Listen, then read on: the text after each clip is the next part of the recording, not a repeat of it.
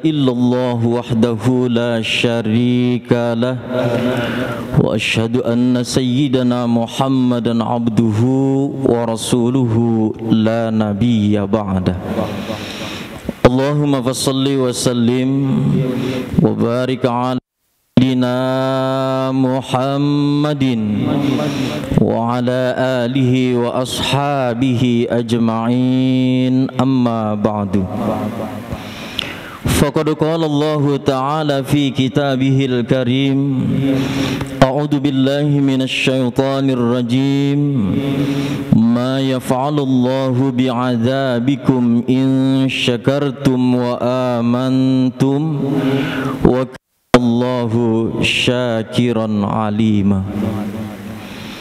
Wa qala an-nabiy sallallahu alaihi wasallam, kullu ummati yadkhulunal jannata illa man aba.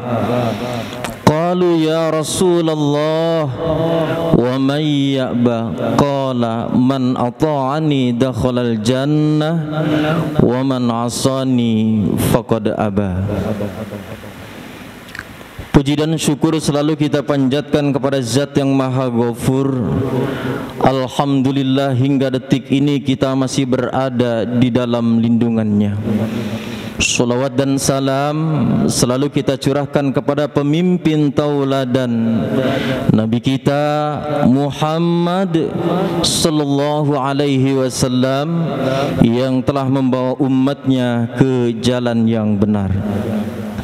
Syukur alhamdulillah pada siang hari ini kita bisa melaksanakan sholat duhur berjamaah di Masjid Agung Al-Barkah ini. Mudah-mudahan ibadah yang telah kita laksanakan, amaliyah yang kita telah laksanakan senantiasa dapat diterima di sisi Allah Subhanahu wa ta'ala, dan kita bermohon kepada Allah Subhanahu wa ta'ala agar ibadah yang telah kita laksanakan senantiasa akan menghantarkan keselamatan diri kita saat kita kembali kepada Allah Subhanahu wa ta'ala. Oleh karena para jamaah sekalian, ini telah dikisahkan suatu ketika Rasulullah sallallahu alaihi wasallam sedang berjalan dengan para sahabat. Tiba-tiba Rasulullah sallallahu alaihi wasallam melihat ada sekelompok orang yang sedang membawa jenazah yang akan dikuburkan. Lalu Rasulullah mengatakan, "Ya Mustarah." Kemudian Rasulullah sallallahu alaihi wasallam beserta para sahabat melanjutkan perjalanannya. Tak lama lagi para jamaah sekalian, Rasulullah sallallahu alaihi wasallam melihat ada sekelompok orang yang sedang membawa jenazah lagi yang akan dikuburkan. Lalu Rasulullah sallallahu alaihi wasallam berkata, "Ya Mustari." Para jamaah sekalian, sahabat bertanya, "Ya Rasulullah, apa maksud dari dua kalimat tadi?" Rasulullah menjelaskan, "Wahai para sahabat, ketahuilah bahwasanya jenazah yang pertama betapa meruginya, betapa kasihannya jenazah yang pertama, wahai para sahabat.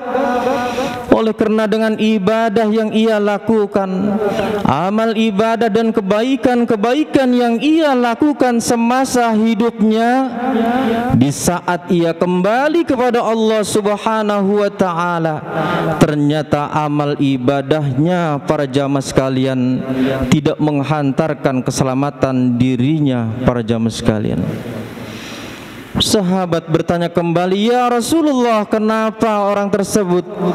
Bukankah dia adalah ahli kebaikan, ibadahnya rajin, sholat berjamaahnya rajin, baca Qur'annya rajin, melaksanakan haji dan umrahnya juga?" Wahai para sahabat, jenazah yang pertama adalah hati dan lisannya kotor para jamaah sekalian. Hatinya terbesit ada kesombongan akan dirinya. bahwa dialah yang paling hebat, paling benar, yang lain semua salah. Para jamaah sekalian, lisannya kotor, sering membicarakan keburukan-keburukan saudara-saudaranya, sering membicarakan aib tetangganya, kesalahan-kesalahan keluarganya dan sesama muslim, saling menjatuhkan dan saling membicarakan kekurangan-kekurangan dalam kehidupannya. Para jamaah sekalian, ini pelajaran untuk kita semua. Para jamaah sekalian, kita sayangi ibadah yang telah kita laksanakan dari balik sampai saat ini. Para jamaah sekalian, kita sayangi diri dan ibadah yang pernah kita lakukan dari balik sampai saat ini. Jangan sampai pada saat kita kembali kepada Allah Subhanahu wa ta'ala, ternyata amal yang kita anggap akan menyelamatkan diri kita, para jamaah sekalian, di hadapan Allah Subhanahu wa ta'ala justru kita digolongkan orang-orang yang merugi. Na'udzubillahi min dzalik. Kemudian Rasulullah sallallahu alaihi wasallam menjelaskan jenazah yang kedua. Wahai para sahabat, betapa bahagianya jenazah yang kedua tadi, betapa beruntungnya ibadah yang ia lakukan dari balik sampai ajal menjemputnya. Semua kebaikan-kebaikannya telah diterima dan rapi di sisi Allah Subhanahu wa ta'ala. Oleh karena, para jamaah sekalian, jenazah yang kedua sangat menjaga akan hati dan lisannya. Para jamaah sekalian, mudah-mudahan Allah lindungi hati dan lisan kita.